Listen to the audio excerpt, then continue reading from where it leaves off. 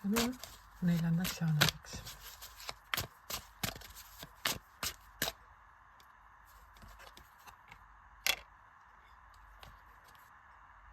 Nüüd on aeg kõigega tegeleda.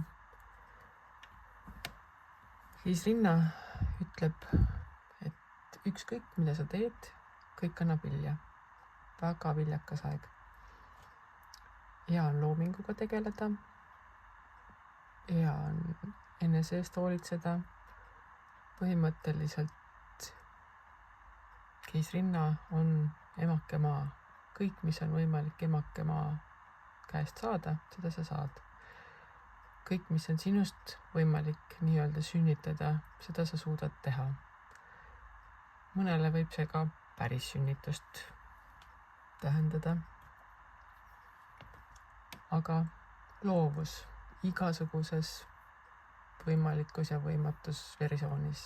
Joonista, musitseeri, tee midagi, loo midagi. Kõik mõtted saavad füüsiliseks teoks.